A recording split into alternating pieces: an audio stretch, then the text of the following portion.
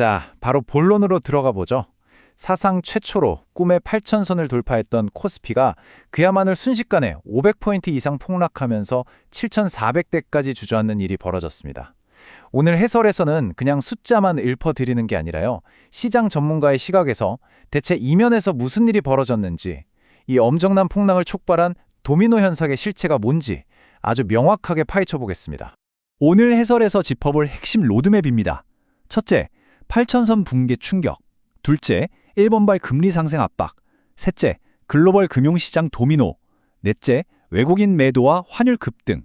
그리고 마지막, 주요 산업별 타격 현황까지 순서대로 빠르게 넘어가 보겠습니다. 첫 번째, 8,000선 붕괴의 충격입니다.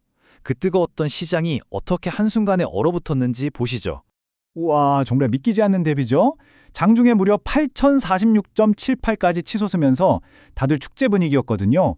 그런데 웬걸요? 갑자기 외국인들의 매물 폭탄이 쏟아지더니 7,443.50으로 말 그대로 수직 낙하해버렸습니다. 전거래일 대비 537.91포인트, 그러니까 거의 6.74%가 그냥 허공으로 날아간 건데요. 정말 역사적인 대폭락이 아닐 수 없습니다. 두 번째 파트, 일본발 금리 상승 압박입니다. 사태의 방아쇠를 당긴 일본에 초점을 맞춰보죠.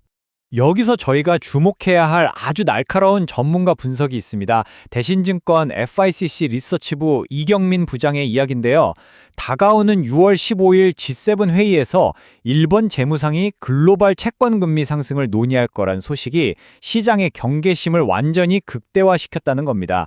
그러니까 시장은 이걸 그냥 스쳐가는 악재가 아니라 일본이 주도할 수 있는 엄청난 시장 금리 급등의 신호탄으로 읽어버린 거죠. 세 번째, 글로벌 금융시장 도미노입니다. 전 세계적인 연쇄 반응이 어떻게 시작됐는지 보겠습니다. 이게 어떻게 거대한 연쇄 반응을 일으켰는지 순서대로 볼까요? 1단계, 이미 전쟁이 길어지면서 인플레이션 압박 때문에 베이스 자체가 불안했잖아요? 그 위로 2단계, 방금 말씀드린 일본의 G7 채권금리 논의라는 폭탄이 툭 떨어진 겁니다. 그러니까 3단계로 일본을 시작으로 전 세계 금리가 도미노처럼 다 오르는 거 아니야? 하는 공포가 쫙 퍼진 거죠. 결국 마지막 4단계에서 투자자들이 위험 자산은 일단 피하고 보자 하면서 전면적인 대탈출, 즉 패닉셀이 시작된 겁니다.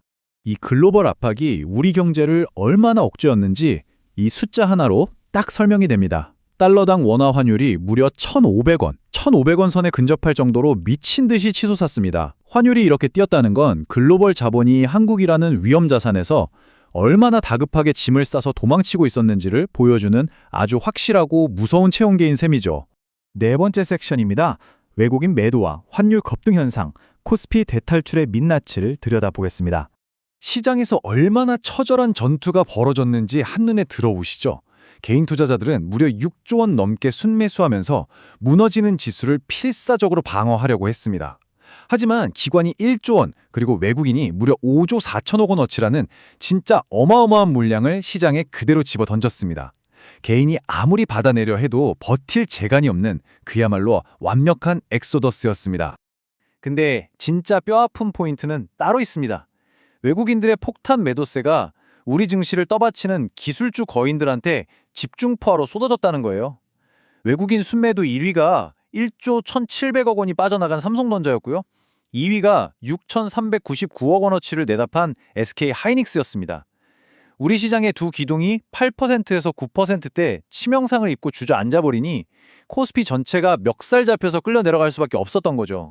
마지막 다섯 번째, 주요 산업별 타격 현황입니다. 시장 전반이 얼마나 처참하게 무너졌는지 보시죠. 결론만 말씀드리면 거의 모든 섹터가 싹 다 쓸려 나갔습니다. 금리 인상 이야기에 제일 크게 흔들리는 건설업이 마이너스 9%대로 직격탄을 맞았고요. 전기전자가 마이너스 8%, 제조업 7%, 기계랑 유통이 5%대 뚝뚝 떨어졌습니다. 온통 폭락하는 이 난리통 속에서 진짜 재미있는 건 오직 부동산 업종 하나만 강보합세를 유지하면서 제일 강력하게 방어해냈다는 겁니다. 참 의외죠? 자, 여기에 시장의 역설을 보여주는 아주 기이한 팩트도 하나 짚고 갈게요. 방금 외국인들이 코스피에서 5조 원어치를 내다버렸다고 했잖아요. 근데 정말 어리동절하게도 같은 시간에 코스닥 시장에서는 오히려 1,537억 원어치를 사들였습니다.